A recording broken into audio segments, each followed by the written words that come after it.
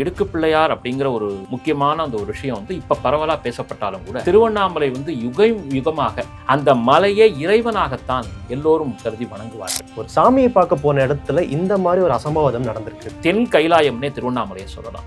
அப்படிப்பட்ட ஒரு கேத்திரத்துல நீங்க சொல்லக்கூடிய இந்த சம்பவம் நடந்திருக்கு அப்படிங்கும்போது அவருக்கு முக்தி கிடைத்ததாகத்தான் நான் அதை எடுத்துக்கொள்கிறேன். ஒரு இறைவனை பார்க்க போனாங்க, அவங்களுக்கு இப்படி ஒரு நடந்திருக்கு அப்படின்னு சொன்னால் எதுவுமே விதிப்படிதான் நடக்கிறது. அவர் புறப்படும் பொழுதே கூட அந்த மரணம் நிகழ்ந்திருக்கலாம். அந்த இடுக்கு பிள்ளையார் உண்மையா சொல்ல போனா அங்க பிள்ளையாரே கிடையாது. அது என்னன்னு கேட்டீங்கன்னா, ஒரு அடி அகலம் 2 அடி உயரம், இவ்வளவுதான் அந்த இடமே இருக்கும். ஒரு பாத சிற்பம் மட்டும்தான் அங்க இருக்கும். இந்த இடுக்கு பிள்ளையார் சன்னிதானம் அப்படிங்கிறது ஒரு சித்தர் வாழ்ந்த இடம் என்றே சொல்லப்படுகிறது.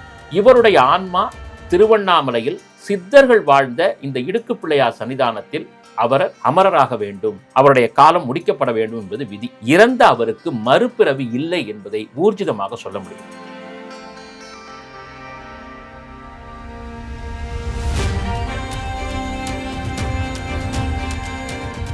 தி டிவைன் தமிழ் நேயர்களுக்கு வணக்கம். நான் உங்க சுஷீந்திரன். இன்னைக்கு நம்ம கூட இருக்கிற ஸ்பெஷல் கெஸ்ட் மன்னை நாராயணன் அவர்கள். வணக்கம் சார். வணக்கம் சார். எப்படி இருக்கீங்க? நல்லா இருக்கேன் சார். சார், இப்போ ரீசெண்டாக திருவண்ணாமலை கிரிவலம் போகிற வழியில் இடுக்கு பிள்ளையார் கோவிலுக்கு ஆந்திராவை சேர்ந்த ஒரு பக்தர் போயிருக்காரு. போனதுக்கு அப்புறம் பார்த்தா வழக்கப்படி என்னென்ன முறைகள்லாம் பண்ணுவாங்களோ, என்னென்ன முறைகள் படி வேண்டுவாங்களோ, இந்த முறைகள் தான் போகணும் அப்படின்னு சொல்லிட்டு ஃபாலோ பண்ணி ரூட்டில் அவரும் போயிருக்காரு. இவர் கொஞ்சம் உடல் பருமத்தோடு இருக்கிறதுனால அவர்னால போயிட்டு வெளியில் வர முடியல. நிறைய பேர் அதுக்கு முன்னாடி மாட்டியிருக்காங்க, ஆனால் அது எப்படி தப்பிச்சு வெளில வந்துட்டாங்க. பட் ஒரு 34 வயசு நபர் இவர் உள்ளே போய் சிக்கிக்கிட்டு அவரால் வெளில வர முடியாமல் ரொம்ப பாதிச்சிருக்காரு. அப்படியே கஷ்டப்பட்டு வெளியில் எடுத்துட்டாங்க. அதுக்கப்புறமா ஹாஸ்பிட்டலுக்கு கூப்பிட்டு போகிற வழியில் அவரோட உயிர் போயிருக்கு. ஒரு சாமியை பார்க்க போன இடத்துல இந்த மாதிரி ஒரு அசம்பாவிதம் நடந்திருக்குது. இதை நீங்கள் எப்படி பார்க்குறீங்க? அதாவது சார், திருவண்ணாமலை அப்படிங்கிறது ஒரு புனித க்ஷேத்திரம். முதல்ல இந்த இடுக்கு பிள்ளையார் அப்படிங்கிற ஒரு முக்கியமான அந்த ஒரு விஷயம் இப்போ பரவலாக பேசப்பட்டாலும் கூட திருவண்ணாமலை யுகமாக பல யுகங்களாக இருக்கக்கூடிய ஒரு திவ்யமயமான க்ஷேத்திரம். அந்த மலையை இறைவனாகத்தான் எல்லோரும் கருதி வணங்குவார்கள். அக்னித்தலம் என்ற சிறப்புக்குரியது. இன்னும் சொல்லப்போனால் நினைக்க முக்தி தரக்கூடியது அருணாச்சலம், ஸ்மரணாத் அருணாச்சலே என்றுதான் சொல்வார்கள். அப்படிப்பட்ட ஒரு திவ்யமயமான க்ஷேத்திரத்தில் இருக்காத சித்தர்கள் கிடையாது.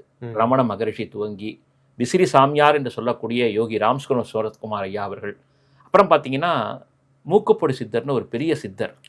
சித்தர்கள் அன்றும் இன்றும் என்றும் அங்கே வாழக்கூடிய ஒரு திவ்யமயமான க்ஷேத்திரம், சிவக்ஷேத்திரம். தென் கைலாயம்னே திருவண்ணாமலையை சொல்லலாம். அப்படிப்பட்ட ஒரு க்ஷேத்திரத்தில் நீங்கள் சொல்லக்கூடிய இந்த சம்பவம் நடந்திருக்கு அப்படிங்கும்போது அவருக்கு முக்தி கிடைத்ததாகத்தான் நான் அதை எடுத்துக்கொள்கிறேன். நினைத்தாலே முக்தி தரக்கூடிய க்ஷேத்திரம் திருவண்ணாமலை.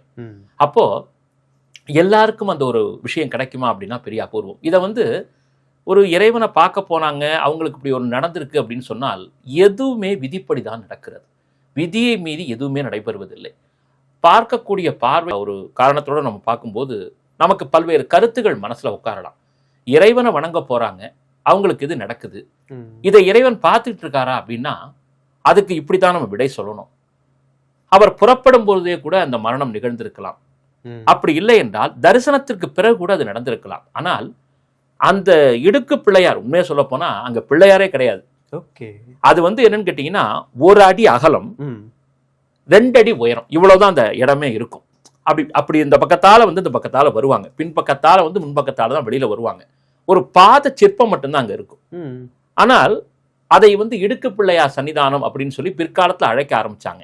அங்க பிள்ளையார் உருவமே கிடையாது. பாத சிற்பம் மட்டும்தான் அந்த இடத்துல இருக்கும். அதுக்கு ஏன் அந்த ஒரு பேரை கொடுத்தாங்க அப்படின்னு பார்க்கும்போது உங்களுக்கு தெரியும், பார்க்கக்கூடிய நேயர்களுக்கெல்லாம் தெரியும், திருவண்ணாமலையை சுத்தி, அதாவது அந்த கிரிவல பாதையில 8 லிங்கங்கள் இருக்குது. இந்த சன்னிதானம் எங்க இருக்குன்னு கேட்டீங்கன்னா, குபேர லிங்கம் சொல்லக்கூடிய அந்த லிங்கத்திற்கும் ஈசான லிங்கத்திற்கும் இடைப்பட்ட பகுதியில தான் இந்த சன்னிதானம் இருக்குது. எனக்கு எப்படி தெரியும், நீங்க போய் பார்த்தீங்களா அப்படின்னு சொன்னா, எங்களுடைய இயக்குனர் திரு சண்முகம் சார் அவர்கள் சொந்த ஊர் திருவண்ணாமலை கலசப்பாக்கம் ஏரியா, அவங்க அழைச்சிட்டு போறாங்க. அப்போ நம்ம கிரிவலம் போகிறதுங்கிறது போகலாம், பட் ஃபேமிலியோட நம்ம வந்திருக்கோம், அதனால சில பல விஷயங்களாக வந்திருக்கிறதுனால நம்ம அப்படியே நான் உங்களுக்கு போகும்போது காமிக்கிறேன்னு அழைச்சிட்டு போறாரு. அப்போ ஒரு இடத்துக்கு போகும்போது காரை நிறுத்திட்டு இதுதான்ப்பா இடுக்கு பிள்ளையார்னு காமிக்கிறாங்க. சார், இது என்ன சார் இடுக்கு பிள்ளையார், எனக்கு ஒன்றும் புரியலையே அப்படிங்கிற. அப்போ ஒரு விளக்கம் சொன்னார். அந்த விளக்கத்தை நான் உங்கள்கிட்ட சொல்றேன். ஒரு காலத்தில் சித்தர்கள் என்ன செய்வாங்கன்னு கேட்டிங்கன்னா, அந்த சன்னிதானத்திலேயே, அதாவது திருவண்ணாமலையிலேயே வசிக்க வேண்டும். திருவண்ணாமலை மண்ணே மகத்துவமான மண். அதனால அந்த இடத்தில் வந்து பல இடங்களில் சித்த பெருமக்கள் இருப்பார்கள். இந்த பகுதி வந்து இந்த இடுக்கு பிள்ளையார் சன்னிதானம் அப்படிங்கிறது ஒரு சித்தர் வாழ்ந்த இடம் என்றே சொல்லப்படுகிறது. சரி. ஒரு சித்தர் வந்து அங்கதான் வாழ்ந்துகிட்டு இருந்தாராம். அது பார்க்கறதுக்கு ஒரு சின்ன குகை மாதிரி தான் இருக்கும். அதுக்குள்ள வந்து அவங்க வந்து தியானம் செய்தார்கள் என்ற தகவலை எனக்கு வந்து திரு இயக்குனர் சண்முகம் ஐயா சொன்னாங்க. அந்த இடத்துல அந்த சித்தர் வந்து வாழ்ந்துகிட்டு இருந்தாரு. அதற்கு பிறகு அவரை நாடி வந்த பொழுது அவரிடத்தில் வந்து அருள்வாக்கு கேட்டவர்களுக்கு பல நன்மைகள் ஆச்சரியங்கள்லாம் நடந்துச்சு. ஆனால் அந்த சித்த பேர் என்னன்னு எனக்கு தெரியாது. ஏன்னா அவங்க என்ன சொன்னா, எங்களுடைய தாத்தா காலத்துல நாங்க கேள்விப்பட்டிருக்கோம்ப்பா, அதனால வந்து இது அந்த சித்தருடைய பேர் தெரியாது. அந்த சித்தர் வந்ததிலிருந்து அவர் எப்படி இங்க வந்து இருந்துகிட்டு அப்படி அந்த குகை மாதிரி இருக்கக்கூடிய பகுதிக்குள்ள போய் வந்தாரோ, எல்லாரும் அதற்குள்ள போய் வரணுங்கிற ஒரு எண்ணம் வெளிப்பட ஆரம்பிச்சது. அது மட்டும் இல்லாமல் அந்த சித்தர் விநாயக பெருமானை தன்னுடைய ஆராதனை தெய்வமாக வழிபட்டார். அதனால அவர் இருந்த அந்த பகுதி இடுக்கு பிள்ளையார் சன்னிதானம். அவர் வந்து பிள்ளையார் சித்தர்னு சொல்லுவாங்க. அவருடைய உண்மையான பேர் தெரியலன்னு சொன்னார். இப்ப மூக்குப்படி சித்தர் நம்ம சொல்றோம், அவருக்கு உண்மையான பேர் நமக்கு தெரியாது. அது மாதிரி இவங்களும் வந்து அந்த இடத்துல இருந்து பிரார்த்தனை பண்ணுவாங்க. அப்ப எல்லாரும் அவங்ககிட்ட வந்து கேட்கும் பொழுது அவர் அருள்வாக்கெல்லாம் சொன்னதாகவும் இதெல்லாம் வந்து அவர் சொல்லி நான் கேட்டதுதான்.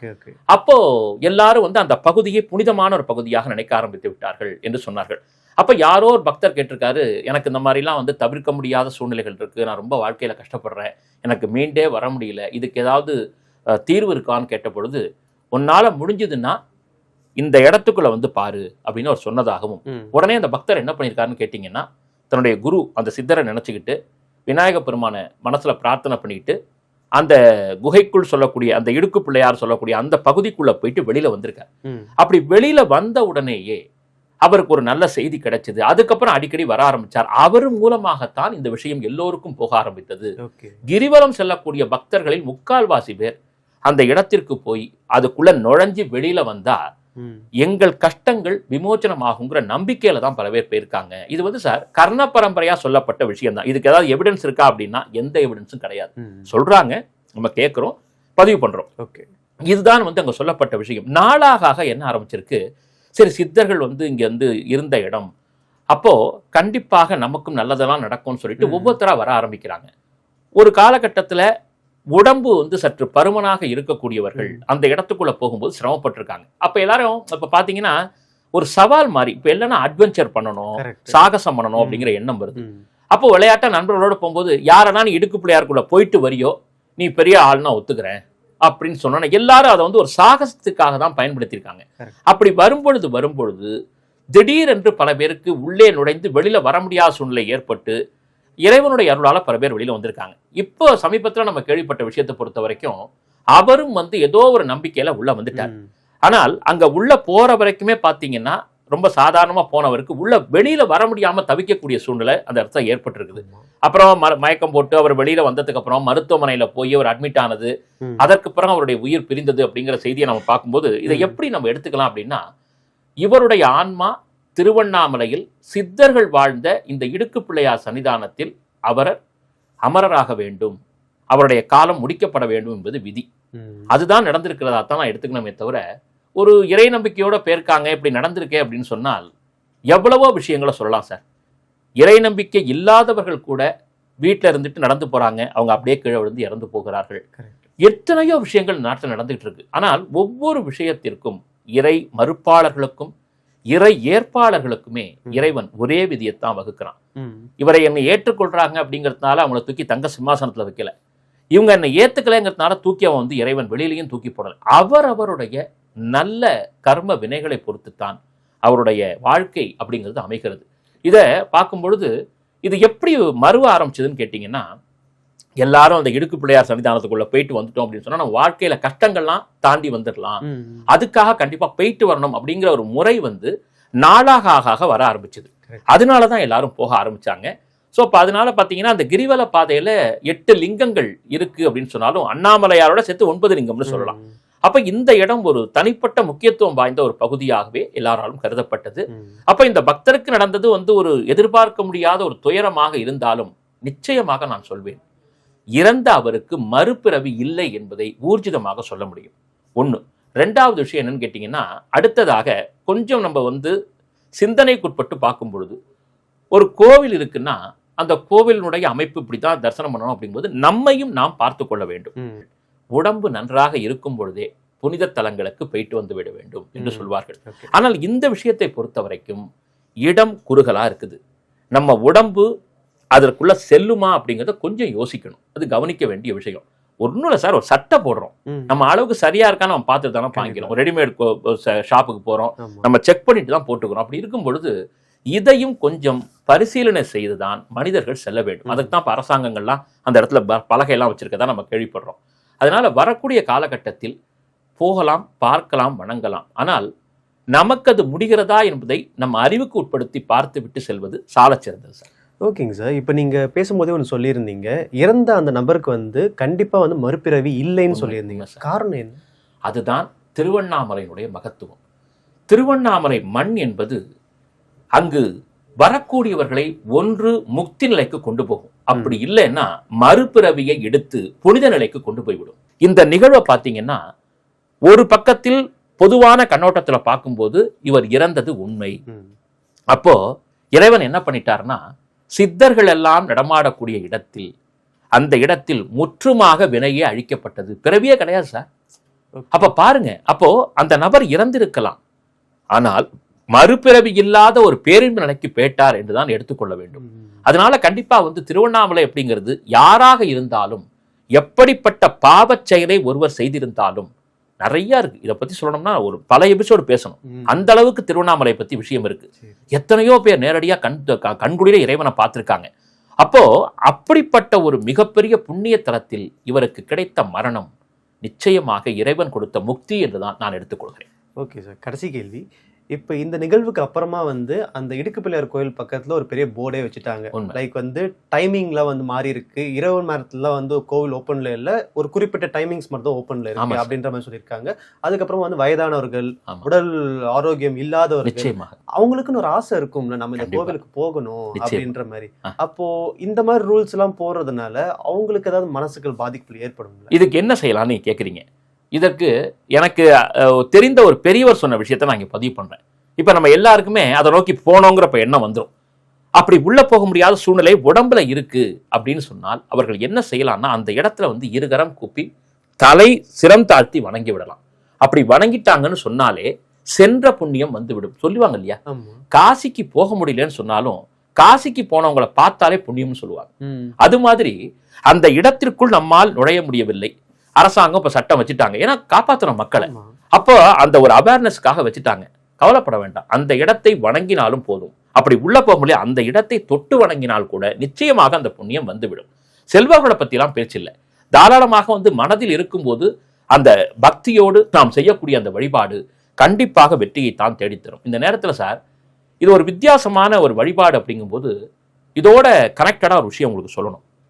அகோபிலம் கேள்விப்பட்டிருப்பீங்க. நவ நரசிம்மர்கள் காட்சி தரக்கூடிய திருத்தலம்.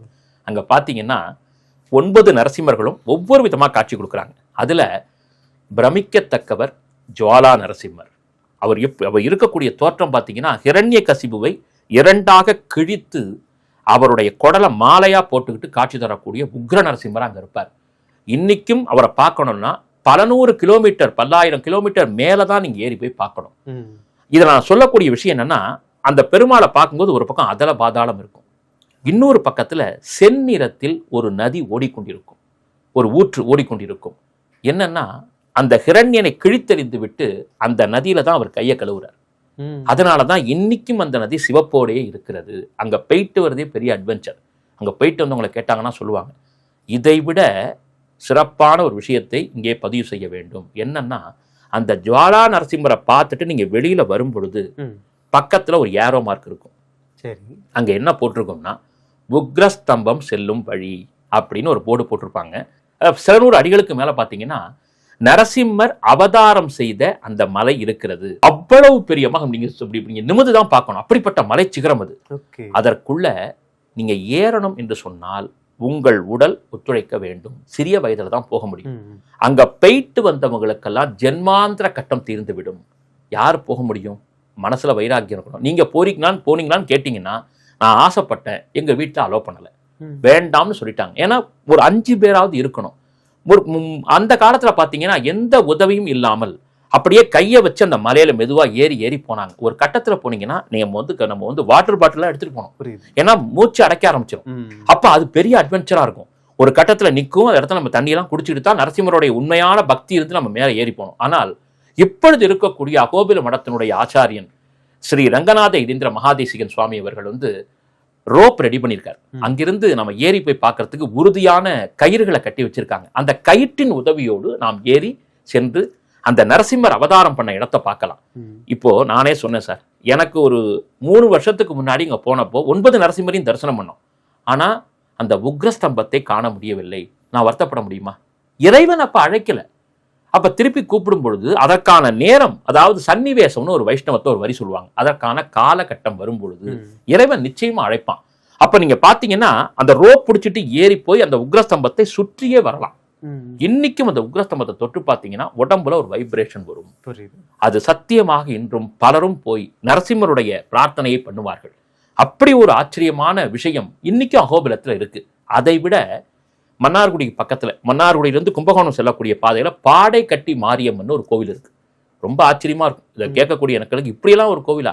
பாடை கட்டி, பாடைன்னு சொன்னாலே இறக்கக்கூடிய சடலத்தை தானே வச்சுட்டு போவாங்க. அம்மன் அந்த பேர்ல இருக்காங்களா அப்படின்னா, அந்த அம்மாவுக்கு என்ன சிறப்புன்னு கேட்டீங்கன்னா, ஆடி மாசம் வேற பார்த்தீங்கன்னா இறப்பற்கக்கூடிய தருணம். அதாவது வந்து டாக்டர்கள் கைவிட்டுட்டாங்க, நீங்க உறவினர்களுக்கு சொல்லிடுங்கன்னு சொல்றாங்க. ஒண்ணுமே வழி இல்லைன்னா அந்த நபர் யாராக இருந்தாலும் அந்த நபர் பிழைக்க வேண்டும் தாயே, பாடை கட்டி அவரை அழைத்து வருகிறேன் என்று வேண்டிக் கொண்டால் அந்த அம்மா அவர் எழுந்து உட்கார வச்சிடும். இன்னைக்கும் சாக கிடந்த நபர்கள் எழுந்து பாடை கட்டி அவரை வரவழைத்து அந்த சன்னிதானம் அது கிட்ட இருக்கும், அந்த அம்பாள் இருக்கும், அந்த வாசல் வழியா கொண்டு போயிட்டு ஒரு இடத்துல வச்சு உயிர் மீண்ட கணக்குது. இப்பவும் நடக்குது சார். நீங்க இணையதளத்துல பார்க்கலாம். பாடை கட்டி மாரியம்மன் ரொம்ப ஃபேமஸ். எதற்கு சொல்லுகிறேன்? இதெல்லாம் இந்த காலத்திலும் நம்பிக்கையாக இருக்கிறதா என்றால், நம்பியவருக்கு தெய்வம் துணை, நம்பினார் கைவிடப்படுவதில்லை என்பதற்கு இதெல்லாம் சாட்சி. அதனால இப்படிப்பட்ட விசேஷங்கள்லாம் இன்னைக்கும் தமிழ்நாட்டில், வேற தேசத்துல கிடையாது சார். நம்முடைய புகழ்பெற்ற நம்முடைய தமிழ் தேசத்துலதான் இப்படிப்பட்ட அபூர்வங்கள் நடந்து கொண்டிருக்கிறது. அதனால நம்பிக்கையோடு மக்கள் அவங்க வந்து ஆலயத்திற்கு செல்லும் பொழுது, வழிபாடுகளை செய்யும் பொழுது, நம்முடைய உடல்நிலையை கருத்தில் கொண்டு செயல்படும் பொழுது எல்லாவற்றிலும் வெற்றி கிடைக்கும் என்பதில் சந்தேகமே கிடையாது சார். இடுக்கு பிள்ளையார் கோயிலை பற்றியும் அங்க நடந்த இந்த விஷயத்தை பற்றியும் நிறைய விஷயங்கள் ஷேர் பண்ணியிருந்தீங்க. ரொம்ப நன்றி. நன்றியா.